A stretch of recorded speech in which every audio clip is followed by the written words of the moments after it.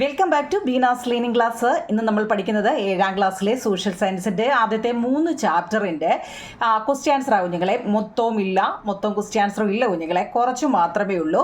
ആദ്യത്തെ 3 ചാപ്റ്ററിൻ്റെ പ്രധാനപ്പെട്ടത് നോക്കി കുറച്ച് ക്വസ്റ്റ്യൻ ആൻസറുകളാണ് കേട്ടോ.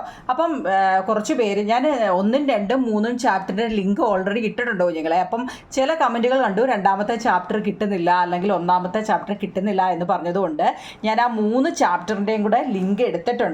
അപ്പോൾ നിങ്ങളിത് നോട്ട് എഴുതാത്തവർക്ക് വേണ്ടിയാണ് കേട്ടോ. എഴുതിയവർ ഒന്നുകൂടെ കണ്ടെന്ന് വിചാരിച്ച് കുഴപ്പമില്ല, കാരണം ഇനി നമുക്ക് എക്സാം വരികയാണ്. അതും പിന്നെ നമ്മുടെ പ്രധാനപ്പെട്ട വേറെ കുറേ ക്വസ്റ്റ്യൻ ആൻസറൂടെ ഞാൻ എഴുതിയിട്ടുണ്ട്. ഞാനിത് ഒരുപാട് ലാഗ് അടിക്കുന്നില്ല, എളുപ്പം നമുക്ക് പാഠത്തിലോട്ട് കയറാം. നോക്കൂ നിങ്ങളെ, 1526 മുഗൾ ഭരണം സ്ഥാപിച്ച ഭരണാധികാരി. ഒരു മാർക്കിൻ്റെ ക്വസ്റ്റ്യൻ ആണ്. Who established the Mughal rule in 1526? എന്താ, മുഗൾ ഭരണം സ്ഥാപിച്ച ആദ്യത്തെ ഭരണാധികാരി ബാബറാണ്. മലയാളവും ഇംഗ്ലീഷുമുണ്ട്, ഓക്കെ ആണല്ലോ. ഭരണാധികാരികളുടെ ഏത് ഭരണാധികാരിയാണ്? മുഗൾ ഭരണാധികാരിയുടെ പേര് ചോദിച്ചാൽ ഇത് നിങ്ങൾക്ക് എന്താ, ഇത് നിങ്ങൾ ഓർഡറിൽ തന്നെ പഠിക്കണം. നിങ്ങൾ എന്തെങ്കിലും അങ്ങ് പഠിച്ചാൽ പോരാ, ഇതിനൊരു ഓർഡർ ഉണ്ട്. കാരണം ഞാൻ അങ്ങനെയുള്ളത് പ്രത്യേകിച്ച് പറയുന്നത് നിങ്ങളുടെ ക്വസ്റ്റ്യൻ പേപ്പറിനകത്തിൽ ഇതിൻ്റെ ഓർഡർ ഫ്ലോ ചാർട്ട് തയ്യാറാക്കാൻ എന്നും പറഞ്ഞാൽ കൊടുത്തിരിക്കുന്നത് കേട്ടോ. അപ്പോൾ ആരൊക്കെയാണെന്ന്: ബാബർ, ഹുമയൂൺ, അക്ബർ, ജഹാംഗീർ, ഷാജഹാൻ, ഔറംഗസേബ്. ഇതിൻ്റെ ഇംഗ്ലീഷ് നമ്മുടെ ഇംഗ്ലീഷ് ടെസ്റ്റിൽ ഓൾറെഡി കിടക്കുന്നതുകൊണ്ടാണ് ഇംഗ്ലീഷ് എഴുതാഞ്ഞത് കേട്ടോ. ഇനി മുഗൾ ഭരണം വ്യാപിച്ച രാജ്യങ്ങൾ ഏതെല്ലാം? Find and list out the existing countries where the Mughal had extended their rules. ഏതൊക്കെയാണ് ഞങ്ങളെ? അഫ്ഗാനിസ്ഥാൻ, പാകിസ്ഥാൻ, നേപ്പാൾ, ബംഗ്ലാദേശ്. ഇംഗ്ലീഷും ഉണ്ട്. അപ്പോൾ ഇംഗ്ലീഷുകാർ ഇംഗ്ലീഷിൽ അങ്ങ് എഴുതിയെടുക്കുക, മലയാളംകാർ മലയാളം എഴുതിയെടുക്കുക. നോക്കുന്നില്ല, എന്താണ് ഫസ്റ്റ് ബാറ്റിൽ ഓഫ് പാനിപ്പട്ട്? ഇത് ഇമ്പോർട്ടൻ്റ് ആണ് കേട്ടോ. ഫസ്റ്റ് ബാറ്റിൽ ഓഫ് പാനിപ്പട്ട് എന്താണ്? 1526, അതായത് 1526. എബ്രഹാം ലോധി, പേരൊക്കെ ഓർത്തോണേ നിങ്ങളെ. Abraham, IBRA, Abraham Lodhi, the last ruler of the Lodi dynasty, and Babur, the ruler of Kabul, fought at Panipat in Haryana. These battle is referred as the first battle of Panipat. ഈ 4 question ആൻസറും വൃത്തിയായിട്ട് എഴുതിയെടുക്കണേ കുഞ്ഞുങ്ങളെ. നിങ്ങൾ ഈ വൃത്തിയായിട്ട് എഴുതിയെടുക്കുക എന്നുള്ളതാണ് നിങ്ങളുടെ ആദ്യത്തെ ജോലി. ഇപ്പം ഇത് നിങ്ങൾ കണ്ടു അന്നേരം സ്കിപ്പ് ചെയ്ത് പോയാൽ നിങ്ങൾക്കത് മനസ്സിൽ നിൽക്കത്തില്ല. ഏത് ക്വസ്റ്റ്യൻ ആൻസർ ആണോ പറയുന്നത് നിങ്ങളതൊരു എന്തായാലും വീട്ടിൽ ബുക്ക് കാണുമല്ലോ, സോഷ്യൽ എന്നും പറഞ്ഞൊരു ബുക്ക് എടുത്തിട്ട് ഞാൻ ഈ തരുന്ന നോട്ട് നിങ്ങൾ വൃത്തിയായിട്ട് അങ്ങ് എഴുതിയെടുക്കണം കേട്ടോ. എഴുതിയെടുക്കുക മാത്രമല്ല അതിരുന്ന് പഠിക്കുകയും കൂടി വേണം കേട്ടോ. വെറുതെ എഴുതി വെച്ചതുകൊണ്ട് കാര്യമില്ലല്ലോ. അപ്പോൾ അത് പഠിക്കാൻ പറ്റും. അപ്പോൾ എന്താണ് 1ാം പാനിപ്പട്ട് യുദ്ധം? പാനിപ്പട്ട് എന്താണ്? ലോധി വംശത്തിലെ അവസാനത്തെ ഭരണാധികാരിയായ ഇബ്രാഹിം ലോധിയും കാബൂളിലെ ഭരണാധികാരിയായിരുന്ന ബാബറും 1526 ഹരിയാനയിലെ പാനിപ്പത്തിൽ വെച്ച് ഏറ്റുമുട്ടി. ചരിത്രത്തിൽ ഇതിനെ 1ാം പാനിപ്പട്ട് യുദ്ധം എന്നാണ് വിശേഷിപ്പിക്കുന്നത്. അപ്പം മലയാളംകാർ മലയാളത്തിൽ എഴുതിയെടുക്കണേ കുഞ്ഞുങ്ങളെ, ഇംഗ്ലീഷുകാർ ഇംഗ്ലീഷിൻ്റെയും എഴുതിയെടുക്കണം. അപ്പോൾ അത് ഓക്കെ ആണല്ലോ. ഇനി നോക്കിക്കേ, അക്ബറിനെ കുറിച്ച് എഴുതാൻ നമ്മൾ ഇതിനകത്തിലെ പ്രധാന ഒരു കഥാപാത്രമാണ് നമ്മുടെ അക്ബർ. അക്ബർ മഹാനായ ഒരു ചക്രവർത്തിയായിരുന്നു. ഒരേ സമയം പ്രജകളിൽ നിന്നും സ്നേഹവും ബഹുമാനവും വിധേയത്വവും ലഭിച്ചുകൊണ്ട് തന്നെ ആജ്ഞാശക്തി നിലനിർത്താൻ അദ്ദേഹത്തിന് സാധിച്ചു. ഉയർന്ന താഴ്ന്ന വിഭാഗങ്ങളെന്ന് തരംതിരിവില്ലാതെ, എന്നുവെച്ചാൽ വലിയവനോ ചെറിയവനെന്നോ എന്നൊന്നും വേർതിരിവില്ലാതെ, പരിചിതനെന്നോ അപരിചിതനെന്നോ ഒന്നും വ്യത്യാസവുമില്ലാതെയും, ഹിന്ദു എന്നോ ക്രിസ്ത്യൻസോ മുസ്ലിം എന്നോ വ്യത്യാസമില്ലാതെയും തുല്യനീതി നടപ്പാക്കി. കരുത്തരോട് ശക്തമായും അശക്തരോട് കരുണയോടും പെരുമാറിയ സുൽത്താനായിരുന്നു. എല്ലാവർക്കും പ്രിയപ്പെട്ടവനുമായിരുന്നു. ഓക്കെ, മലയാളംകാർക്ക് എഴുതാമല്ലോ കുഞ്ഞുങ്ങളെ. വായിക്കാൻ പറ്റുന്ന കൈയക്ഷരമല്ലേ? നിങ്ങൾക്ക് കാണാൻ പറ്റുന്നുണ്ടോ? ഞാൻ ഇത്ര ലോങ്ങിൽ പിടിക്കുന്നതുകൊണ്ട് നിങ്ങൾക്ക് കാണാൻ പറ്റുന്നുണ്ടോ? കാണാമെന്നുള്ള വിശ്വാസത്തിലാണ് ഞാനിത്. കണ്ടോ, കാണാമല്ലോ. അപ്പം ഇംഗ്ലീഷുകാർ നോക്കൂ കുഞ്ഞുങ്ങളെ. Akbar was a powerful ruler. ഞാൻ പറഞ്ഞ മലയാളത്തിൻ്റെ ഇംഗ്ലീഷാണ്. അക്ബർ ആരാണ്? Akbar was a powerful ruler. He administered equal justice without any distinction of high low caste, familiar unfamiliar. He considered Hindu, Muslims, Christians alike. He treated the strong with force and the weak with mercy. Okay ആണോ കുഞ്ഞുങ്ങളെ? അതായത് നമ്മൾ ഈ പറഞ്ഞ മലയാളത്തിൻ്റെ ഇംഗ്ലീഷാണ് ഇത് കേട്ടോ. നിങ്ങൾക്ക് ഈ ഇംഗ്ലീഷിൽ എന്തെങ്കിലും സംശയം ഉണ്ടെങ്കിൽ അതിൻ്റെ അർത്ഥം തൊട്ട് മുകളിൽ തന്നെ ഉണ്ട്, അങ്ങനെ പേടിക്കേണ്ട കേട്ടോ. അറിയാൻ വയ്യ എന്നും പറഞ്ഞിരിക്കല്ലേ കുഞ്ഞുങ്ങളെ, പഠിച്ചെങ്കിലേ ഒക്കത്തുള്ളൂ. പ്രത്യേകിച്ച് സോഷ്യൽ അല്ലേ. സോഷ്യൽ എന്ന് വെച്ച് കഴിഞ്ഞാൽ എന്താണ്, ഇച്ചിരി മെനക്കെട്ടിരുന്ന് പഠിച്ചെങ്കിലേ ഒക്കത്തുള്ളൂ. പക്ഷെ അറിയാം എന്നുള്ള ഒരാൾക്കുണ്ടല്ലോ, ഇതൊക്കെ കുറേയൊക്കെ അറിയാവുന്ന ഒരാൾക്ക് ഏത് ക്വസ്റ്റിനും എഴുതാൻ പറ്റുമല്ല. എല്ലാ മതങ്ങളുടെയും നല്ല വശങ്ങൾ കോർത്തിണക്കി അക്ബർ രൂപം കൊടുത്തൊരു ദർശനമാണ്. അത് ഒരു മാർക്കിന് ഉറപ്പായിട്ടും ചോദിക്കുന്നത്. ഏതാ കുഞ്ഞുങ്ങളെ? ദിൻ ഇ ഇലാഹി. ദിൻ ഇലാഹി എന്നാ പറയുന്ന ഒറ്റയടിക്ക് അല്ലേ. പക്ഷെ നിങ്ങൾ എങ്ങനെ പഠിക്കണം? ദിൻ ഇ ലാഹി. കാരണം എന്തുകൊണ്ടാണെന്നറിയോ? ആ ദിൻ ഒരു ഡോട്ട് ഇട്ടിട്ട് ഈ ഇട്ടിട്ട് കേട്ടോ, ദിൻ ഇ ഇലാഹി. മനസ്സിലായോ? By combining the good aspects of all religions Akbar treated. ഞാൻ പറഞ്ഞ കണ്ടോ, ദിൻ ഐ ഇലാഹി. ഓക്കെ ആണോ കുഞ്ഞുങ്ങളെ? അതിൻ്റെ അർത്ഥം എന്താണ്? എല്ലാവർക്കും സമാധാനം അല്ലേ, പീസ് ടു ആൾ. നോക്കിക്കേ, അക്ബർ ചക്രവർത്തിയുടെ രാജസദസ്സിൽ ഉന്നത സ്ഥാനം വഹിച്ചിരുന്നവരിൽ പ്രധാനികൾ ആരാണ്? Who were prominent among those who held high positions in the royal court of emperor Akbar. ഇത് ഞാൻ ഒരു മാർക്കിന് അപ്പുറത്ത് എഴുതിയിട്ടുണ്ടോ കുഞ്ഞുങ്ങളെ? അന്നേരം ഞാൻ എന്താ മലയാളം മാത്രമേ എഴുതിയിട്ടുള്ളൂ തോന്നുന്നു, അതോ ഇംഗ്ലീഷ് മാത്രം? അപ്പം നിങ്ങൾ ഓർത്തോണം, നിങ്ങൾക്ക് നേരത്തെ ഞാൻ തന്നതാണ് കേട്ടോ. എന്താ ഇത് പേര് ഇച്ചിരി കട്ടി, എന്താ ടോഡർമാള്, രാജ മാൻസിംഗ്, രാജ ഭഗവൻ ദാസ്, പിന്നെ ബീർബൽ കേട്ടോ. ഈ പേര് നിങ്ങൾക്ക് ഇത് വായിക്കാൻ പാടാണെങ്കിൽ മലയാളം നോക്കി വായിക്കണം, മലയാളം പാടാണെങ്കിൽ ഇംഗ്ലീഷ് നോക്കി വായിക്കും കേട്ടോ. ചിലർക്ക് മലയാളം വായിക്കാൻ അറിയത്തില്ല, ഇംഗ്ലീഷ് അറിയാം. ഇംഗ്ലീഷ് വായിക്കാൻ അറിയാത്തവർക്ക് മലയാളം അറിയാം അല്ലേ. അപ്പോൾ നിങ്ങൾക്ക് ഏതാണോ സ്യൂട്ടബിൾ എന്ന് വെച്ചാൽ അത് വായിക്കും. പക്ഷേ പരീക്ഷയ്ക്ക് ഇംഗ്ലീഷ് മീഡിയക്കാർ ഇംഗ്ലീഷിലേ എഴുതാൻ പറ്റത്തുള്ളൂ കേട്ടോ. പറ്റത്തുള്ളേന്നല്ല, നമ്മൾ ഇംഗ്ലീഷ് മീഡിയത്തിൽ പഠിക്കുമ്പോൾ ഇംഗ്ലീഷിലേ എഴുതേണ്ടത് കേട്ടോ. Okay, who abolished the religious tax. ഇത് ഇമ്പോർട്ടൻ്റ് ആണ് കേട്ടോ. ഞാൻ മുമ്പ് എഴുതിയ ക്വസ്റ്റ്യൻ അതിലുണ്ട്, അതൊന്നും ഞാൻ ഇംഗ്ലീഷിലും മലയാളത്തിലോട്ടും ഏതോ ഒരെണ്ണത്തിലോട്ട് മാത്രമേ, കാരണം ഓൾറെഡി ഇവിടെ എഴുതിയത് കൊണ്ട് ഒരെണ്ണത്തിലോട്ട് മാത്രമേ മാറ്റിയുള്ളൂ. ഏതാ കുഞ്ഞുങ്ങളെ? Who abolished the religious tax called ജസിയ.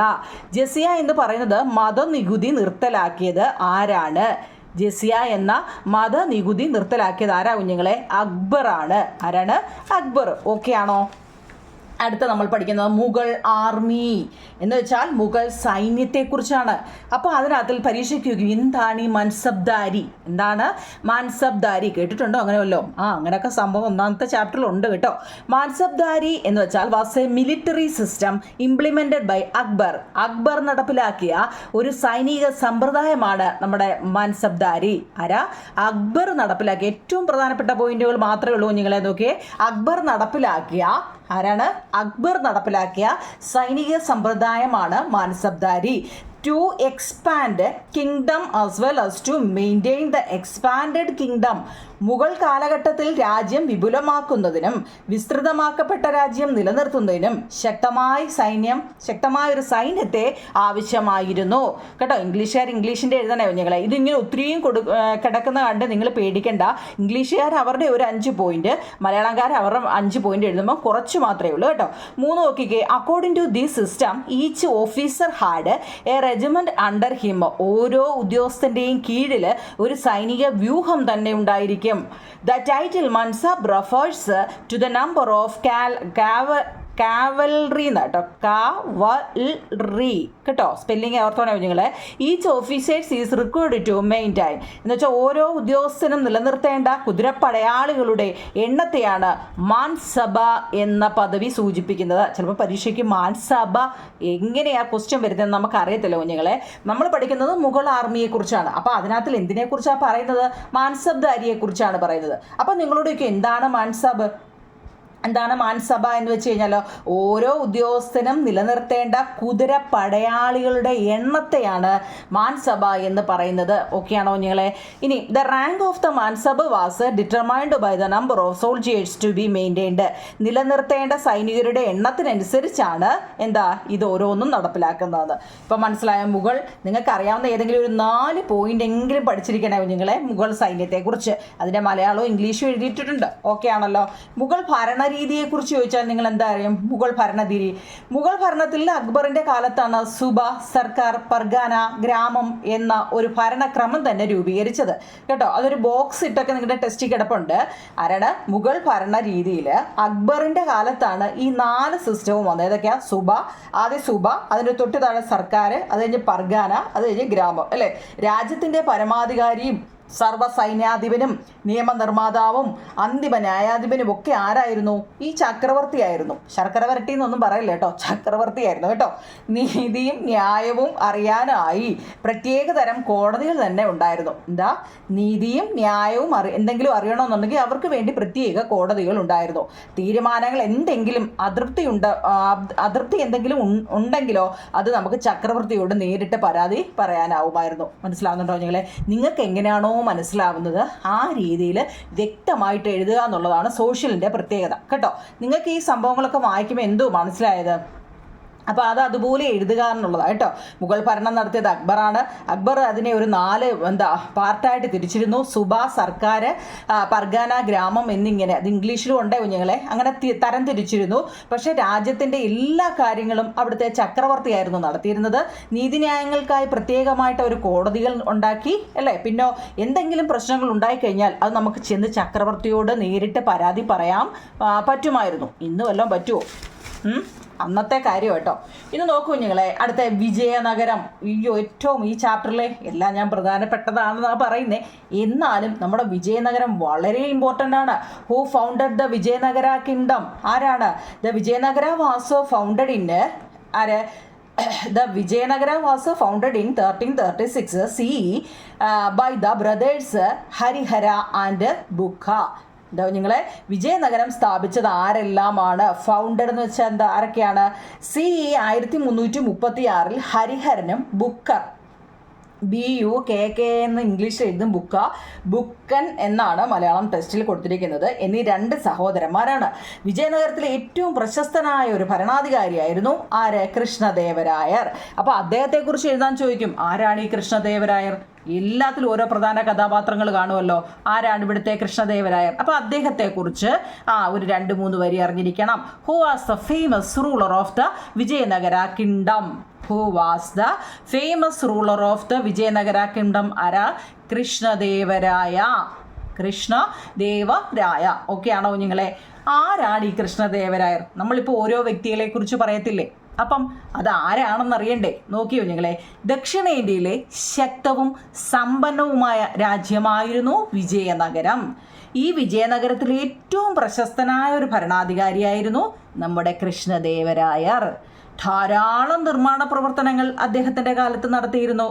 തലസ്ഥാന നഗരമായ ഹംപിയിൽ കൂടുതൽ സൗകര്യങ്ങൾ അദ്ദേഹം ഏർപ്പെടുത്തിയിരുന്നു. എല്ലാ മതങ്ങളെയും ഒരേപോലെയായിരുന്നു അദ്ദേഹം പരിഗണിച്ചിരുന്നത്. ക്ഷേത്രങ്ങളും കൊട്ടാരങ്ങളും കോട്ടകളും ഇദ്ദേഹം പണി കഴിപ്പിച്ചു. എന്തോ ഞങ്ങളെ? മലയാളംകാർക്ക് എളുപ്പവും ഞങ്ങളെ പഠിക്കാൻ. ദക്ഷിണ ഇന്ത്യയിലെ ശക്തവും സമ്പന്നവുമായ രാജ്യമായിരുന്നു വിജയനഗരം. ഈ വിജയനഗരത്തിലെ ഏറ്റവും പ്രശസ്തനായ ഒരു ഭരണാധികാരിയായിരുന്നു കൃഷ്ണദേവരായർ. ധാരാളം നിർമ്മാണ പ്രവർത്തനങ്ങൾ അദ്ദേഹത്തിൻ്റെ കാലത്ത് നടത്തിയിരുന്നു. തലസ്ഥാന നഗരമായ ഹംപിയിൽ കൂടുതൽ സൗകര്യങ്ങൾ ഏർപ്പെടുത്തിയിരുന്നു. എല്ലാ മതങ്ങളെയും ഒരുപോലെ പരിഗണിച്ചിരുന്നു. ക്ഷേത്രങ്ങളും കൊട്ടാരങ്ങളും കോട്ടകളും ഇദ്ദേഹം പണി കഴിപ്പിച്ചു. അപ്പം ഈ 5 പോയിന്റ്, 5 അല്ല കുഞ്ഞുങ്ങളെ 6 പോയിന്റ് മലയാളം മീഡിയക്കാരെ വൃത്തിയായിട്ട് എഴുതിയെടുത്ത് പഠിക്കണേ കേട്ടോ, പഠിക്കണേ. അടുത്ത് നോക്കിയ കുഞ്ഞുങ്ങളെ, ഇതിൻ്റെ ഇംഗ്ലീഷിൽ അപ്പം എന്തായിരിക്കും? നമ്മളിപ്പോൾ പറഞ്ഞു വിജയനഗരത്തെക്കുറിച്ചല്ലേ നമ്മൾ പറഞ്ഞത്. ഈ വിജയനഗരത്തെക്കുറിച്ച് ഇംഗ്ലീഷുകാരൊന്ന് കേട്ടെ. നമ്മൾ ഈ പറഞ്ഞതിൻ്റെ ഇംഗ്ലീഷാണ്. അതായത് the Vijayanagara was founded in 1336 CE by the brothers of ആരൊക്കെ? Harihara and Bukka. Krishnadevaraya was the most famous ruler of the powerful and wealthy kingdom of Vijayanagara. Okay ആണല്ലോ. ഈ Vijayanagara was the name of both a city and a kingdom. A lot of constructions works were carried out during his region. Okay ആണോ? Spelling okay ആണോ നിങ്ങളെ? ഇത് എഴുതാൻ നിങ്ങൾക്ക് വായിക്കാനും ഒക്കെ പറ്റുന്നുണ്ടല്ലോ. നോക്കിക്കോ അടുത്ത്. Compare the religious policies of Akbar and Krishnadevaraya. എന്താണ് കമ്പയർ ചെയ്യാൻ? ആരേക്കാ? നമ്മുടെ ഈ അക്ബറും കൃഷ്ണദേവരായനും തമ്മിലുള്ള ഇതൊന്ന് കമ്പയർ ചെയ്യാനാട്ടോ. ഇതിൻ്റെ മലയാളവും ഇംഗ്ലീഷും ഉണ്ട്, നോക്കിക്കോ. All religions were treated equality by Akbar and Krishnadevaraya. പേര് നല്ലതുപോലെ എഴുതാൻ അറിയണേ കുഞ്ഞുങ്ങളെ. അതാണ് നിങ്ങളുടെ സോഷ്യലിലൊക്കെ എഴുതുമ്പോൾ ഒരാളുടെ പേര് എഴുതുമ്പോഴും സ്ഥലപ്പേര് എഴുതുമ്പോഴും ഒക്കെ കറക്റ്റായിട്ട് അറിഞ്ഞിരിക്കണം. പിന്നെ നമ്മുടെ സോഷ്യലിൻ്റെ പ്രത്യേകത എന്ന് വെച്ച് കഴിഞ്ഞാൽ ചില വാക്കുകളുണ്ട്, റിലീജിയൻസ്, കിങ്ഡം അല്ലേ, പവർഫുള്ള്, ഫൗണ്ടഡ്, പിന്നെന്താ അങ്ങനെയൊക്കെയുള്ള കുറേ വാക്കുകൾ എപ്പോഴും ഉള്ളതാണ്. അപ്പോൾ ആ സ്പെല്ലിംഗ് നല്ലതുപോലെ അറിയണം. All religions were treated equality by Akbar and Krishnadevaraya. The peoples of different religions were allowed to follow their belief freely. Both rulers have religious tolerance, respect for diversity. ഈ 4 എണ്ണം നല്ല വൃത്തിയായിട്ട് പഠിക്കണം. ഇംഗ്ലീഷ് മീഡിയക്കാർ, മലയാളം മീഡിയക്കാർക്ക് നാടോഞ്ഞേ അക്ബറും കൃഷ്ണദേവരായരും എല്ലാ മതങ്ങളെയും തുല്യമായിട്ടായിരുന്നു പരിഗണിച്ചിരുന്നത്. പല മതവിഭാഗത്തിൽപ്പെട്ട ജനങ്ങൾക്കോ വിശ്വാസങ്ങൾ സ്വതന്ത്രമായി തുടരാൻ ഇവർ തീരുമാനിച്ചു. നിങ്ങൾക്ക് എന്താ ഇഷ്ടപ്പെട്ടത്, നിങ്ങളത് തുടർന്നോ. നിങ്ങൾക്ക് ഏത് മതത്തെയാണോ ഇഷ്ടപ്പെട്ടത് നിങ്ങളത് തുടർന്നോ, അവനവൻ്റെ ഇഷ്ടമല്ലേ. പല വിഭാഗത്തിൽപ്പെട്ട ജനങ്ങൾക്കും വിശ്വാസങ്ങൾ സ്വതന്ത്രമായി തുടരാൻ അവർ തീരുമാനിച്ചു. രണ്ടുപേരും മതസഹിഷ്ണുതയെ തുല്യമായിട്ട് കണ്ട 2 വ്യക്തികളായിരുന്നു. ആരെല്ലാമാണ്? അക്ബറും കൃഷ്ണദേവരായരും. ഓക്കെയാണോ നിങ്ങളെ? അടുത്തത് അതുപോലെ തന്നെ ഒരു പ്രധാന കഥാപാത്രമാണ് അമരനായകാസ്. അറിയാം അമരനായകാസ്? കൃഷ്ണദേവരായരുടെ മിലിറ്ററി കോർട്ടിലെ കമാൻഡേഴ്സിനെ പറയുന്ന പേരാണ് അമരനായകാസ്. എന്താ നിങ്ങളെ? The military commanders in the court of Krishnadevaraya is known as amaranayakas. കൃഷ്ണദേവരായരുടെ മിലിറ്ററി കോർട്ടിലെ കമാൻഡേഴ്സിനെയാണ് അമരനായകാസ് എന്ന് പറയുന്നത്. The kings allotted lands known as Amara to Amaranayakas. Amara to Amaranayakas. രാജാവ് കുറച്ച് ഭൂമി അമരനായകാസിന് കൊടുത്തിട്ടുണ്ട് അല്ലേ. അങ്ങനെ ആ കൊടുത്ത ഭൂമിക്ക് പറയുന്ന പേരാണ്, അങ്ങനെ എത്ര അലോട്ട് ചെയ്തതെന്ന് വെച്ചാൽ അങ്ങോട്ട് നമ്മൾ എത്ര കൊടുത്തിട്ടുണ്ടോ അതിന് പറയുന്ന പേരാണ് അമര എന്ന്. തുമരയല്ലേ കേട്ടോ. മിക്ക പിള്ളേരും എന്താ ക്ലൂ വെച്ചൊക്കെ ഞാൻ പറഞ്ഞ അങ്ങനെയെങ്കിലും അങ്ങ് പഠിക്കാൻ. എങ്ങനെയായാലും സ്പെല്ലിങ് കറക്റ്റായിട്ട് എഴുതാനും വായിക്കാനും അറിയണം. Amara. The administration of amara was carried out by amaranayakas. Amara എന്ന് പറയുന്ന ഭൂമിയുടെ ഭരണം ചെയ്യുന്നത് അമരനായകാസ് ആണ്. ഓക്കെ ആണോ നിങ്ങളെ? മലയാളമൊക്കെ വായിക്കാൻ അറിയണേ കേട്ടോ. അമരനായകാസിനെ കുറിച്ചാണ് നമ്മൾ പഠിക്കുന്നത്. അതിനകത്തിൽ അമരയും എന്താ തൊമരയില്ലേ, അമരയുണ്ട്. അമര ആരാണ്, അമരനായക ആരാണ്? ഓക്കെ ആണോ നിങ്ങളെ? ഓക്കെ ആണല്ലോ, എഴുതി എടുത്തോണ്ട് കേട്ടോ. നിങ്ങൾക്ക് ഇതുവരെ നോട്ട് കിട്ടുന്നില്ല എന്ന് പറഞ്ഞവർക്ക് വേണ്ടിയാണ് ഈ ചാപ്റ്റർ ഞാൻ വീണ്ടും എടുത്തത് കേട്ടോ. നോക്കിക്കേ അടുത്ത. Dash kingdom is known as the city of victory. എന്താ, ഏത് രാജവംശമാണ് സിറ്റി ഓഫ് വിക്ടറി എന്ന പേരിൽ അറിയപ്പെടുന്നത് അല്ലേ? ഇത്രയും പറഞ്ഞപ്പോൾ തന്നെ അറിയാം. ഏതാ? Vijayanagara. Who was the famous ruler of the Vijayanagara kingdom? Krishnadevaraya. What were the 4 dynasties of Vijayanagara empire? 4 രാജവംശങ്ങൾ ചേർന്നതാണ് നമ്മുടെ വിജയനഗര. ഏതൊക്കെയാണ്? സംഗമ, പിന്നെ സാലുവ, തുളുവ, അരവിഡു. സ്പെല്ലിങ് നല്ലവണ്ണം അറിയണേ കുഞ്ഞുങ്ങളെ. ഞാൻ മലയാളവും ഇംഗ്ലീഷും എഴുതി വെച്ചിട്ടുണ്ട് നിങ്ങൾക്ക് വായിക്കാൻ സൗകര്യത്തിന്. സംഗമയ്ക്കകത്തിൽ എന്താ ആരൊക്കെയാണ്? ഹരിഹര, ബുക്ക. ഹരിഹര, ബുക്ക. അതിൻ്റെ മലയാളവും ഇംഗ്ലീഷും എഴുതി വെച്ചിട്ടുണ്ട്. സാലുവയ്ക്കകത്തിലാണ് നരസിംഹ സാലുവ. തുളുവയ്ക്കകത്തിലാണ് വീരനരസിംഹൻ കൃഷ്ണദേവരായ. അരവിഡുവിനകത്തിലോ ആരാണ്? Tirumala, Venkata 1. Krishnadevaraya is the ruler of which dynasty? Krishnadevaraya ഇതിനകത്തിൽ ഏതിലാ വരുന്നത്? ഏതിലാവും നിങ്ങളെ? കൃഷ്ണദേവരായ ഏതിലാണ്? തുളുവയ്ക്കകത്തിലാണ് കേട്ടോ. തുളുവ. അപ്പോൾ ഒന്നാമത്തെ ചാപ്റ്ററിൻ്റെ ഏകദേശം ക്വസ്റ്റ്യൻ ആൻസറുകളെല്ലാം നമ്മൾ എഴുതിയിട്ടുണ്ട്. അത് വൃത്തിയായിരുന്ന് പഠിക്കുക എന്നുള്ളതാണ് നിങ്ങളുടെ ജോലി. അപ്പോൾ നോക്കൂ നിങ്ങളെ, രണ്ടാമത്തെ ചാപ്റ്ററാണ് മധ്യകാല ഇന്ത്യ അല്ലെങ്കിൽ സാംസ്കാരിക പ്രസ്ഥാനങ്ങൾ. മിഡീവൽ ഇന്ത്യ അല്ലെങ്കിൽ കൾച്ചറൽ മൂവ്മെൻറ്റ്. അല്ലെങ്കിലല്ല, അതിൻ്റെ ബാക്കിയാണ് കേട്ടോ. ഭക്തി മൂവ്മെൻറ്റ്. എന്താണ് ഭക്തി പ്രസ്ഥാനം? Bhakti is the total submissions of one's life to God. The ideas and activities that arise out of Bhakti are known as ഭക്തി മൂവ്മെൻറ്റ്. ദൈവത്തിന് സമ്പൂർണമായ ജീവിതം സ്വയം സമർപ്പിക്കുന്നതിനെയാണ് ഭക്തി എന്ന് പറയുന്നത്. ഇംഗ്ലീഷും മലയാളവും നോക്കണേ കുഞ്ഞുങ്ങളെ. ഭക്തിയെ അടിസ്ഥാനമാക്കി ഉയർന്നു വന്ന ആശയങ്ങളും പ്രവർത്തനങ്ങളുമാണ് ഭക്തി പ്രസ്ഥാനം എന്ന പേരിൽ അറിയപ്പെട്ടത്. ഓക്കെ ആണോ? ഇതിൻ്റെ എല്ലാ ലിങ്ക് ഓൾറെഡി നമ്മൾ പഠിപ്പിച്ചതാവും. പഠിപ്പിച്ച അതിൻ്റെ ലിങ്ക് എല്ലാം എല്ലാവരും ഒരുവിധം കണ്ടതുമാണ്. അപ്പം ഇത് കിട്ടുന്നില്ല, ഒട്ടും മനസ്സിലാവുന്നില്ല എന്ന് പറഞ്ഞവർക്ക് വേണ്ടിയാണ് ഇന്ന് ഞാൻ ഈ 3 ചാപ്റ്റർ ഒന്നുകൂടെ എടുത്തത്. 3 ചാപ്റ്ററിൻ്റെ വേറെ അഡീഷണൽ കുറേ ക്വസ്റ്റ്യനോടുണ്ട്, നോക്കാം. മധ്യകാലഘട്ടത്തിലെ ഇന്ത്യ ഒട്ടാകെ വ്യാപിച്ച 2 പ്രധാന സാംസ്കാരിക പ്രസ്ഥാനങ്ങളാണ് ഭക്തി പ്രസ്ഥാനവും സൂഫി പ്രസ്ഥാനവും. What are the characteristics of bhakti movement? ഭക്തി പ്രസ്ഥാനത്തിൻ്റെ സവിശേഷതകൾ എന്തെല്ലാമാണ്? Love and submissions to god, ദൈവത്തോടുള്ള സ്നേഹവും സമർപ്പണവും. ഈക്വൽ പാർട്ടിസിപ്പേഷൻസ് ഓഫ് വുമൺ, സ്ത്രീകൾക്ക് തുല്യമായ പങ്കാളിത്തം ലഭിക്കുക. Access to all irrespective of caste, ജാതി വ്യത്യാസമില്ലാതെ എല്ലാവർക്കും പ്രവേശനം. കേട്ടോ, ആക്സസ് എന്ന് കേട്ടോ, to all irrespective of caste. ഈ ഒരു ചോദ്യം ഞാൻ പിന്നീട് അടുത്തതിൽ ചോദിക്കും കുഞ്ഞുങ്ങളെ. ജാതി വ്യത്യാസമില്ലാതെ എല്ലാവർക്കും പ്രവേശനം ഏതിനകത്തിലായിരുന്നു? ഭക്തി പ്രസ്ഥാനത്തിലായിരുന്നു കേട്ടോ. ഇപ്പോൾ വൺ വേർഡ് ക്വസ്റ്റ്യൻ ചോദിക്കുമ്പോൾ ഓർത്തോണേ കുഞ്ഞുങ്ങളെ, ഇതൊരു ഇമ്പോർട്ടൻ്റ് ക്വസ്റ്റ്യനാണ് കേട്ടോ, ഇത് നിങ്ങൾ ഓർത്ത് വെച്ചോണേ. അടുത്തത്, in which state was the bhakti movement popular? ഏത് സംസ്ഥാനത്താണ് ഭക്തി പ്രസ്ഥാനം ജനകീയമായത്?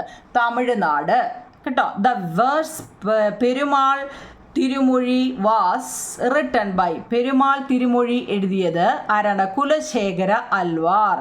ഭക്തി പ്രസ്ഥാനത്തിലെ പ്രധാന കവികളായിരുന്നു. Major poet of bhakti movement ആരാണ്? ഇത് ഒരു മാർക്കിന് അപ്പുറത്ത് എഴുതിയിട്ടുണ്ടോ നിങ്ങളെ? ഡിവോട്ടീസ് ഓഫ് വിഷ്ണു ഭക്തർ കുലശേഖര ആഴ്വാർ, പെരിയാഴ്വാർ, നമ്മാഴ്വാർ, ആണ്ടാൾ എന്നിവരാണ് കേട്ടോ. ഡിവോട്ടീസ് ഭക്തർക്ക് പറയുന്നതാണ് ഡിവോട്ടീസ്. ഡിവോട്ടീസ് ഓഫ് ശിവഭക്തരാണ് കാരക്കൽ അമ്മയാർ, അപ്പർ, സമ്പന്തർ, സുന്ദരർ, മാണിക്യവാസകർ. അടുത്ത ഭക്ത പോയിറ്റ് വേർ ഡിവോട്ടീസ് ഓഫ് വിഷ്ണു, അതൊരു ഒരു മാർക്കിൻ്റെ അപ്പുറത്ത് ചോദിക്കുന്ന ചോദ്യവും ഞങ്ങളെ. ഭക്ത കവികളിൽ വിഷ്ണുവിൻ്റെ ഭക്തരെ എന്താണ് വിളിക്കുന്നത്? കേട്ടോ, ഇച്ചിരി കഴിയുമ്പോൾ ഞാനത് നിങ്ങൾ ചോദിക്കും എന്താ മലയാളത്തിൽ എഴുതാഞ്ഞതെന്നോ അല്ലെങ്കിൽ ഇംഗ്ലീഷിൽ ഏതോ ഒരു ഇതിൽ ഞാൻ എഴുതിയിട്ടുണ്ട്, അപ്പോൾ അത് ഓർത്തോണം. എന്താ? അൽവാർസ്. എന്താണ്? വിഷ്ണുവിൻ്റെ ഭക്തരെ പറയുന്ന പേരാണ് അൽവാർസ്. ഓക്കെ, അങ്ങനെയാണെങ്കിൽ ശിവൻ്റെ എന്തോ പറയും കുഞ്ഞുങ്ങളെ? ഭക്ത പോയിട്ട് വേറെ ഡിവോട്ടീസ് ശിവനെ എന്ത് പറയും? നായനാർസ്. ഓക്കെ, നായനാർസ്. ഇനി എന്താണ് ബസവണ്ണ? ബസവണ്ണ. ഈ ബസവണ്ണ രൂപീകരിച്ച ഒരു ചർച്ചാവേദിയുടെ പേരാണ് അനുഭവ Mandapam. Anubhava Mandapam was a spiritual forum founded by Basavanna in the 12th century. 11th century CE. Allama Prabhu and Akka Mahadevi led the discussions in the Anubhava Mandapam. എന്താ കുഞ്ഞുങ്ങളെ? Everyone was allowed to participate in the discussions irrespective of caste and gender. 12ാം നൂറ്റാണ്ടിൽ ബസവണ്ണ സ്ഥാപിച്ച ആത്മീയ ചർച്ചാ വേദിയാണ് അനുഭവ മണ്ഡപം. അല്ലമ്മ പ്രഭു, അക്ക മഹാദേവി എന്നിവർ അനുഭവ മണ്ഡപത്തിലെ ചർച്ചകൾക്ക് നേതൃത്വം നൽകിയിരുന്നു. ജാതി, ലിംഗവിവേചനം എന്നിവ പരിഗണിക്കാതെ എല്ലാവർക്കും ചർച്ചയിൽ പങ്കെടുക്കാൻ അവസരവും ലഭിച്ചു. അപ്പോൾ നമ്മൾ ഈ ഇംഗ്ലീഷ് പഠിക്കുമ്പോൾ അതിൻ്റെ കൂടെ തന്നെ നിങ്ങൾ എന്ത് ചെയ്യണം കുഞ്ഞുങ്ങളെ? മലയാളവും പഠിച്ചിരിക്കണം. ഓക്കെ ആണോ? ആണേ. ഇനി major activities of the Veerashaiva movement are given.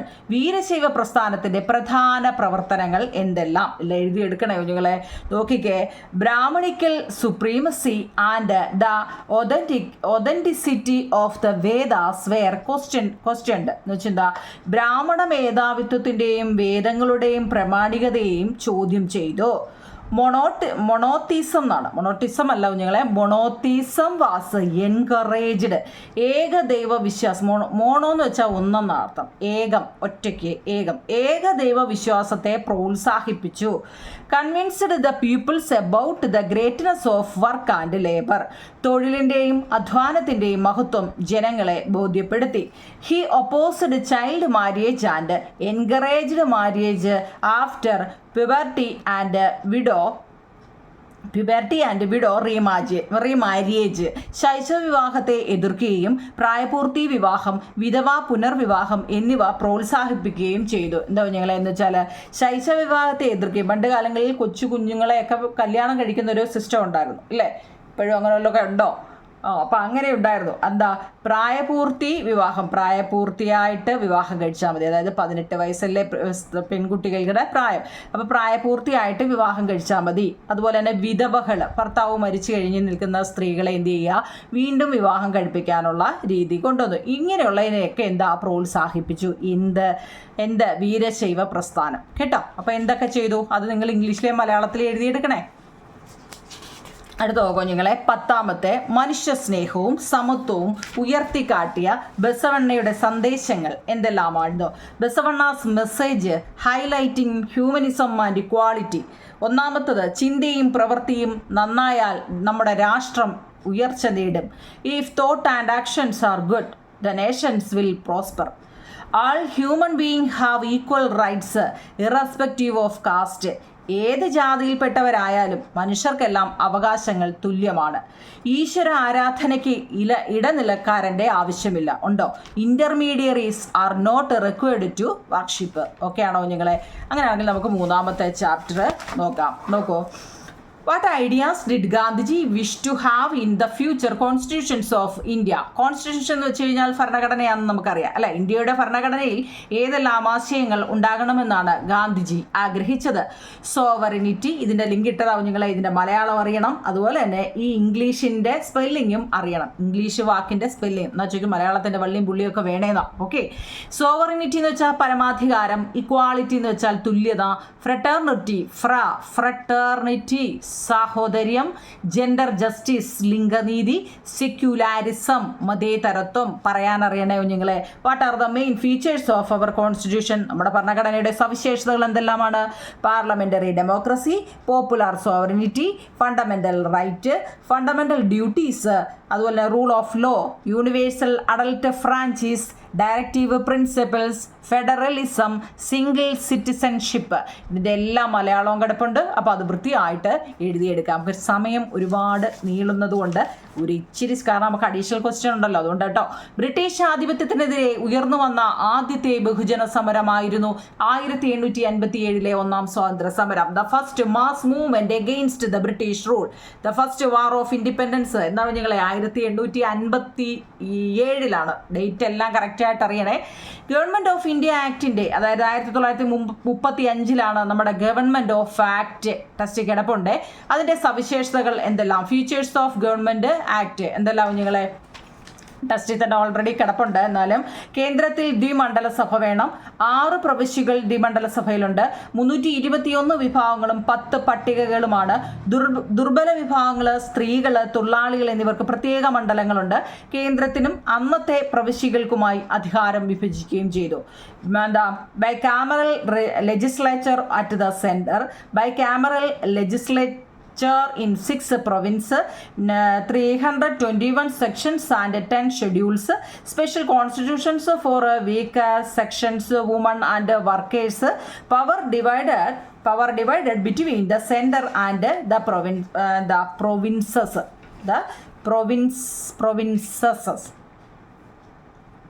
Okay ആണോ? എഴുതിയെല്ലാം എടുത്തല്ലോ. ഭരണഘടനാ നിർമ്മാണ സഭകൾ അടുത്ത ഏതാവും നിങ്ങളെ? ഭരണഘടനാ നിർമ്മാണ സഭകൾ അല്ലെങ്കിൽ സവിശേഷതകൾ. ആദ്യ സമ്മേളനം നടന്നത്, ഇത് കറക്റ്റായിട്ട് ഓർഡറിൽ തന്നെ പഠിക്കണം കേട്ടോ. ഇത് ഓർഡർ മസ്റ്റ് ആണ്. എന്ന് വെച്ചാൽ ആദ്യ സമ്മേളനം നടന്നത് 1947 ഡിസംബർ 9 തിരഞ്ഞെടുക്കപ്പെട്ട അധ്യക്ഷൻ നമ്മുടെ ഡോക്ടർ രാജേന്ദ്ര പ്രസാദ് ആയിരുന്നു. ഭരണഘടന അംഗീകരിച്ച് ഒപ്പുവെച്ചത് 1949 നവംബർ 26 നിലവിൽ വന്നത് 1950 ജനുവരി 26 അന്നാണ് റിപ്പബ്ലിക് ആയത്. ഓക്കെ. ഇനി ഡ്രാഫ്റ്റിംഗ് കമ്മിറ്റി ചെയർമാനായിട്ട് ഡോക്ടർ BR അംബേദ്കറിനെയാണ് നിയമിച്ചത്. നിർമ്മാണ കാലയളവ് ഒരു മാർക്കിന്റെ ചോദ്യമാണ് കേട്ടോ. ഭരണഘടനാ നിർമ്മാണ സഭയുടെ നിർമ്മാണ കാലയളവ് എന്നായിരുന്നു? 2 വർഷം 11 മാസം 17 ദിവസം. നോക്കൂ ഞങ്ങളെ. കോൺസ്റ്റിറ്റ്യൂവന്റ് അസംബ്ലി ഇപ്പം നമ്മൾ പറഞ്ഞതിൻ്റെ ഇംഗ്ലീഷാണ്. First meeting December 1946. The elected chairman doctor Rajendra Prasad. Constitutions adopted and signed by 26 November 1949. Came into effect on 26 January 1950. The chairman of the drafting committee, Dr. BR Ambedkar. Framing period 2 years, 11 months and 17 days. Okay ആണോ? Okay ആണോ കുഞ്ഞുങ്ങളെ? ഇതങ്ങ് എഴുതിയെടുക്കണേ. നമ്മൾ കഴിഞ്ഞ ലിങ്കിൽ ഇട്ടതാണ്. ഒരുവിധം എല്ലാവരും എഴുതി കാണും. അതുപോലെ തന്നെ കുട്ടികളുടെ അവകാശങ്ങൾ എന്തെല്ലാം? ചിൽഡ്രൻസ് റൈറ്റ് ഒന്ന്, ബാലവേല നിരോധനം, ബാലനീതി നിയമം, വിദ്യാഭ്യാസ അവകാശ നിയമം, child labour prohibitions act, juvenile justice act, right to education act. ഒക്കെയാണോ കുഞ്ഞുങ്ങളെ? ഈ 3 മലയാളം മീഡിയക്കാരും ഇംഗ്ലീഷ് മീഡിയക്കാരും എഴുതിയെടുക്കണം. ഇനി നോക്കൂ കുഞ്ഞുങ്ങളെ, പോക്സോ. കഴിഞ്ഞ പ്രാവശ്യം ഞാനിത് സ്പീഡിൽ പറഞ്ഞപ്പം എനിക്ക് തോന്നുന്നു എല്ലായിടവും ഞാൻ പറഞ്ഞത് എന്താ പോസ്കോ എന്നാണല്ലേ. കാരണം ഇവിടെ സി വന്നുകൊണ്ടാണ് ഈ പെട്ടെന്ന് ഞാൻ കയറി പോസ് എന്ന് പറയുന്നുണ്ട്. POCSO correct. സി വന്നാലും അവിടെ എന്താ പോക്സോ ആവും കുഞ്ഞുങ്ങളെ കേട്ടോ. എടുത്ത് ഞാൻ പറയുന്നത് പോസ്കോ എന്ന് പറഞ്ഞിട്ട് നിങ്ങളോട് ഞാൻ പറയുന്നുണ്ട്, അതെന്താ തെറ്റിക്കല്ലേ, എന്നിട്ട് ഞാൻ തെറ്റായിട്ടായിരുന്നു പറഞ്ഞത്, സോറി കേട്ടോ. കഴിഞ്ഞ ലിങ്കിൽ ഞാനത് താഴെ ഡിസ്ക്രിപ്ഷനിൽ ഇട്ടിട്ടുണ്ടായിരുന്നു, അത് ഞാൻ പറഞ്ഞത് തെറ്റാണെന്ന് കേട്ടോ. അപ്പോൾ നോക്കൂ നിങ്ങൾ, ഇനി തെറ്റല്ലേ, എന്താ പോക്സോ. ഞാൻ അവിടെ എഴുതി വരെ വെച്ചിട്ടുണ്ട്, ഇനിയാലും ഞാൻ പറയുമ്പോൾ അത് തെറ്റാതിരിക്കാൻ, അതുപോലെ നിങ്ങൾക്ക് വായിക്കുമ്പം തെറ്റാതിരിക്കാം. എന്താ കുഞ്ഞുങ്ങളെ? പോക്സോയാണ് കേട്ടോ. അവിടെ സി വന്നുകൊണ്ടാണ് നമ്മൾ പെട്ടെന്ന് പോസ് എന്ന് വായിച്ചത്. അപ്പോൾ പോക്കാണ്, പോക്സോ അല്ലേ, പോക്കായ കേസല്ലേ ഈ പോക്സോ അല്ലേ, തെറ്റായ വഴിയിലൊക്കെ ഉള്ള രീതിക്ക് വേണ്ടിയുള്ള അല്ലേ.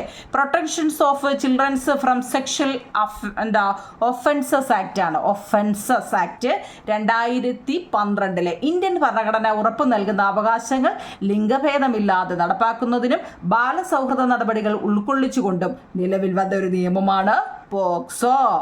തെറ്റല്ലേ? 18 വയസ്സിന് താഴെയുള്ള ഏതൊരാളിനും കുട്ടിയായിട്ടാണ് അവരെ പരിഗണിക്കുന്നത്. പോക്സോ കേസുകൾ കൈകാര്യം ചെയ്യുന്ന ഉദ്യോഗസ്ഥർ എന്ത് പറയുന്നു?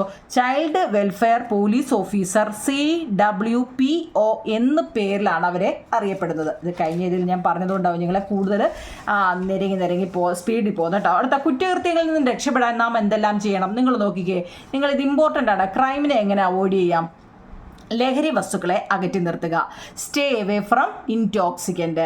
മാതാപിതാക്കളുടെ എല്ലാ വിവരവും തുറന്നു പറയുക. Open up all the information to the parents. രക്ഷിതാക്കൾ, അധ്യാപകർ തുടങ്ങിയവരുടെ ഫോൺ നമ്പറുകൾ മനഃപ്പാഠമായിട്ട് പഠിക്കുക. Memorise phone number of parents and childrens and teachers. അറിയാവുന്ന ഏതെങ്കിലുമൊക്കെ നമ്മുടെ ചേട്ടൻ്റെയോ ചേച്ചിയുടെയോ അല്ലേ റിലേറ്റീവിൻ്റെയോ ഒക്കെ നമ്പറുകൾ കാണാതെ പഠിച്ചു വെച്ചിരിക്കണം. Do not wave at or board unfamiliar vehicle. പരിചിതമല്ലാത്ത വാഹനങ്ങളിൽ കൈകാണിക്കുകയോ കയറുകയോ ഒന്നും ചെയ്യരുത് എന്നാണ് പറയുന്നത്. അപ്പോൾ ഈ 3 ചാപ്റ്ററിൻ്റെ നോട്ട് ഇത്രയാവും ഞങ്ങളെ. നമ്മൾ കഴിഞ്ഞ 3 പാഠത്തിൻ്റെ നോട്ട് ഇത്രയായിരുന്നു നമ്മുടെ ലിങ്കിൽ കിടന്നത്. അപ്പോൾ ഈ ഇതിനകത്ത് മൊത്തത്തിൽ 1 വേർഡ് ക്വസ്റ്റ്യൻ ഉണ്ട്, നോക്കിക്കോണേ. ഞാനൊന്ന് ഓടിച്ചിട്ട് പറയാം. എല്ലാ ചാപ്റ്ററിൻ്റെ ഉണ്ട് കേട്ടോ. ഞാനിതിൽ മലയാളവും ഇംഗ്ലീഷും മലയാളവും കൂടെ ചിലതിനൊക്കെ എഴുതിയിട്ടുള്ളൂ. കാരണം എന്താണെന്നറിയോ, മുമ്പ് ഞാൻ പറഞ്ഞില്ലേ പ്രധാനപ്പെട്ടതെന്നൊക്കെ. അപ്പോൾ അതിനകത്തിലുണ്ട്, നോക്കുഞ്ഞില്ലേ. 1ാം പാനിപ്പട്ട് യുദ്ധം നടന്ന വർഷം 1526 which year was the first battle of Panipat? 1526. Babur ഇന്ത്യയിൽ മുഗൾ ഭരണം സ്ഥാപിക്കാൻ കാരണമായ യുദ്ധം പാനിപ്പട്ട് യുദ്ധമാണ്. The battle that led to Babur establishing Mughal rule in India. First Panipat war. Mughal ഭരണകാലത്തെ ഏറ്റവും പ്രശസ്തനായ ഭരണാധികാരിയാണ് അക്ബർ. Who was the famous ruler of Mughal dynasty? അക്ബറാണ്. മുഗൾ ഭരണത്തിന്റെ ഒരു ഫ്ലോ ചാർട്ട് തയ്യാറാക്കാൻ, അത് ഞാൻ മുമ്പ് പറഞ്ഞായിരുന്നു, ഓർത്ത് വെക്കണേന്ന്. ഹുമയൂൺ, അക്ബർ, ജഹാംഗീർ, ഷാജഹാൻ, ഔറംഗസേബ്. കേട്ടോ, ആ ഓർഡർ നിങ്ങളുടെ ടെസ്റ്റിൽ കിടപ്പുണ്ട്. ആ ടെസ്റ്റിലെ ഓർഡർ നോക്കി തന്നെ പഠിക്കണോ നിങ്ങൾ. ചിലപ്പോൾ ഞാൻ ഇനി തിരിച്ചോ വല്ലോ എഴുതിയെങ്കിലോ ടെസ്റ്റിൽ അടിച്ചിരിക്കുന്ന അതുപോലെ തന്നെ പഠിക്കണം. അതിൻ്റെ ഒരു ഫ്ലോ ചാർട്ട് പരീക്ഷയ്ക്ക് ചോദിക്കുന്നതാണ്. മുഗൾ രാജവംശത്തിലെ പ്രസിദ്ധനായ ഭരണാധികാരി ഓൾറെഡി നമ്മൾ പറഞ്ഞു അക്ബറാണ്. അക്ബർ ഭരണകാലത്ത് സഹിഷ്ണുതാ നയം, മുമ്പ് നമ്മൾ പറഞ്ഞല്ലോ റിലീജിയസ് ടാക്സിനെ കുറിച്ച്. റിലീജിയസ് ടാക്സ് പിന്തുടർന്നിരുന്നത് എന്നതിന് ഒരു തെളിവാണ് നമ്മുടെ ജസിയ. ജസിയ എന്ന് വെച്ചാൽ എന്താണ്? മതനികുതി നിർത്തലാക്കിയത്. ജസിയ മതനികുതി നിർത്തലാക്കിയത്, അതിന് തെളിവാണ് മതനികുതി. അപ്പോൾ ജസിയയെക്കുറിച്ച് അറിഞ്ഞിരിക്കണം കേട്ടോ. അടുത്ത നോക്കുഞ്ഞേ, അക്ബർ ചക്രവർത്തിയുടെ രാജസദസ്സിൽ ഉന്നത സ്ഥാനം വഹിച്ചിരുന്നവരാരൊക്കെയാണ് കേട്ടോ. അതും നിങ്ങളുടെ ഇതിൽ ഞാൻ തന്നിട്ടുണ്ട്, ഇംഗ്ലീഷും മലയാളവും തന്നിട്ടുണ്ട്. രാജ ടോഡർമാൾ, രാജ മാൻസിംഗ്, രാജ ഭഗവത് ദാസ്, ബീർബൽ. നമ്മുടെ ഇംഗ്ലീഷ് എഴുതിയിട്ടുണ്ട്. തർക്കങ്ങളിൽ അന്വേഷണം നടത്തി തീർപ്പ് കൽപ്പിച്ചിരുന്ന തദ്ദേശരായ മതപണ്ഡിതന്മാരെ അറിയപ്പെടുന്ന പേര് ഖാസിമാർ എന്നാണ് കേട്ടോ. അത് ഓർത്തോടെ. The indigenous religious scholars who investigate and adjudicate dispute known as qazis കേട്ടോ. കാസിസ് എന്താണ്? ഖാസിസ് ഓക്കെയാണോ? ലണ്ടനേക്കാൾ മനോഹരമായ നഗരം എന്ന് യൂറോപ്യൻ ചരിത്രകാരന്മാർ വിശേഷിപ്പിച്ച മുഗൾ നഗരം ഫത്തേപൂർ സിക്രിയാണ്. അത് ഓർത്തോണേ. ഏതാ നിങ്ങളെ? ഫത്തേപൂർ സിക്രി. അടുത്ത അതായത് the Mughal city in which the European historians described more beautiful than London, ലണ്ടനേക്കാൾ മോർ ബ്യൂട്ടിഫുൾ. കേട്ടോ, ചോദ്യം കേട്ടോണേ. മുഗൾ ഭരണകാലത്തെ മുഖ്യ ചരിത്രകാരനും അക്ബറിന്റെ ഉപദേശകനുമായിരുന്നു അബ്ദുൽ ഫസൽ. ഓരോ പേര് കേൾക്കുമ്പോഴും നിങ്ങൾ ഓർത്തണം, Abdul Fazal. Who was the chief historians of Mughal rule and adviser of Akbar. Abdul Fazal. വിജയനഗരത്തിന്റെ ഭരണത്തിന്റെ തലസ്ഥാന നഗരിയാണ് Hampi. The capital city of Vijayanagara ഏതാണ്? ഹംപി. അത് ഇമ്പോർട്ടൻ്റ് ആണ്, കാണാൻ പറ്റുന്നുണ്ടോ? ഓക്കെ. ഭരണകാര്യത്തിനായി വിജയനഗര രാജ്യത്തെ എത്രയായിട്ടാണ് തിരിച്ചിരിക്കുന്നത്? 4 ആയിട്ട് നമ്മുടെ വിജയനഗരത്തെ തിരിച്ചിട്ടുണ്ട്. ഓക്കെ ആണോ നിങ്ങളെ? ഇതെല്ലാം ഒന്നാമത്തെ ചാപ്റ്ററിലെയാണ് കേട്ടോ. അടുത്ത വിജയനഗര ഭരണ സംവിധാനത്തിലെ സൈനിക മേധാവികളെ, അവരുടെയുള്ള മിലിറ്ററി കമാൻഡേഴ്സിനെയൊക്കെ അറിയപ്പെടുന്നത് എന്താണ്? അമരനായകന്മാർ അല്ലേ? അമരനായകന്മാർ എന്നാണ്. Immortal heroes. അത് ടെസ്റ്റിൽ ഇനി ഈ പേരാണോ നോക്കണേ നിങ്ങളെ? അമരനായകന്മാരുടെ ഇംഗ്ലീഷ്. വിജയനഗര ഭരണ സംവിധാനത്തിലെ സൈനിക മേധാവികൾ അറിയപ്പെട്ടിരുന്നത് അമരനായകന്മാർ എന്നാണ് അല്ലെ? ഭരണകാര്യത്തിനായി വിജയനഗര രാജ്യത്തെ എത്രയായിട്ട് തിരിച്ചിട്ടുണ്ട്? ഭരണകാര്യത്തിനായി വിജയനഗര രാജ്യത്തെ 4 മണ്ഡലങ്ങളാണ്. മുമ്പ് നമ്മൾ പറഞ്ഞ ഏതൊക്കെയാ മണ്ഡലങ്ങൾ? അതായത് കോൺസ്റ്റിറ്റ്യുവൻസീസ് ആണ്. നാട് അത് ജില്ലകള്, സ്ഥലം ഉപജില്ലകൾ, പ്ലേസ് ഗ്രാമങ്ങൾ. കേട്ടോ, ഇംഗ്ലീഷും മലയാളം എഴുതി വെച്ചിട്ടുണ്ട്, അതൊക്കെ എഴുതിയെടുക്കണേ നിങ്ങളെ. ഇനി ലണ്ടൻ നഗരത്തെക്കാൾ വലുതും ജനനിബിഡവുമായ നഗരങ്ങൾ ഏതെല്ലാമായിരുന്നു? ലണ്ടൻ നഗരത്തെക്കാൾ വലുതുമാണ് ജനനിബിഡവുമായ നഗരങ്ങൾ ഏതാ കുഞ്ഞുങ്ങളെ? ആഗ്ര, ഫത്തേപൂർ സിക്രി. ഇതെല്ലാത്തിലും ഈ ഫത്തേപൂർ സിക്രി ഉണ്ട് കേട്ടോ. ആ പേരങ്ങ് ഓർത്തോണേ കേട്ടോ, എഴുതണേ അത്. അടുത്ത നമ്മുടെ 2ാമത്തെ പാഠത്തിൻ്റെ 1 വേർഡാണ്. അത് നമ്മൾ പറഞ്ഞ വിഷ്ണു ഭക്തരെ അറിയപ്പെടുന്നത് എന്താണ്? ഇല്ലയോ? ശിവഭക്തരെ അറിയപ്പെടുന്നത് എന്താണ്? അത് നമ്മൾ ഓൾറെഡി മുമ്പ് പറഞ്ഞതാണ്. അതുകൊണ്ട് ഞാൻ അതിൻ്റെ ആൻസർ നിങ്ങളൊന്ന് ഇച്ചിരി ബാക്ക് അടിച്ച് നോക്കണേ. അതിൻ്റെ ഓരോ ദക്ഷിണേന്ത്യൻ ഭക്തി പ്രസ്ഥാനത്തിൻ്റെ ഒരു സവിശേഷത എഴുതുക. ജാതി വ്യത്യാസമില്ലാതെ എല്ലാവർക്കും പ്രവേശനമുണ്ടെന്നാണ് ദക്ഷിണേന്ത്യൻ ഭക്തി പ്രസ്ഥാനത്തിൻ്റെ സവിശേഷത. A summary of South Indian bhakti movement.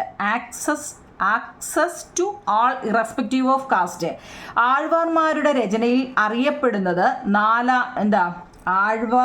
ആഴ്വാർമാരുടെ രചനകൾ അറിയപ്പെട്ടിരുന്നത് എന്താ കുഞ്ഞുങ്ങളെ? 4000 ദിവ്യ പ്രബന്ധം എന്നാണ്. 4000 ഡിവൈൻ ട്രീറ്റീസ് എന്നാണ് കേട്ടോ. തിരുമുറൈകൾ ആരുടെ രചനയാണ്? Whose compositions are Tirumurai? അറിയാ? നായനാർസ്. മധ്യകാലഘട്ടത്തിൽ സ്ത്രീകളുടെ അവസ്ഥ. What was the situations of woman in medieval period?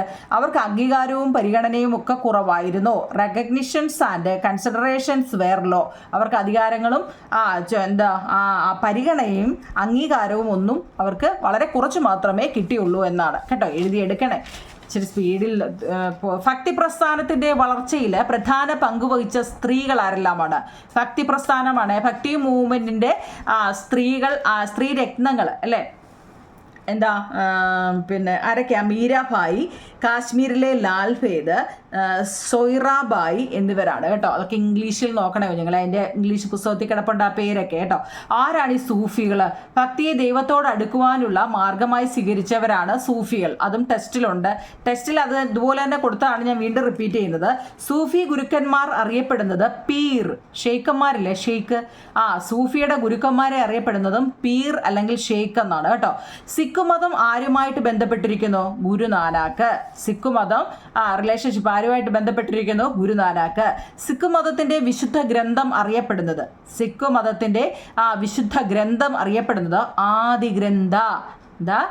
ആദി ഗ്രന്ഥ ഗുരുഗ്രന്ഥ സാഹിബ് എന്നും ഉണ്ട്. ഓക്കെ. അടുത്തത് സൂഫികളുടെ താമസ സ്ഥലങ്ങൾ അറിയപ്പെടുന്നത്. ഈ സൂഫികളെ കുറിച്ച് നമ്മൾ പഠിച്ചല്ലോ. ഇവർ താമസിക്കുന്ന സ്ഥലത്തിനൊരു പേരുണ്ട്. എന്താ? ഖാൻഗാഹുകൾ. എന്താ കുഞ്ഞുങ്ങളെ? ഖാൻഗാഹുകൾ.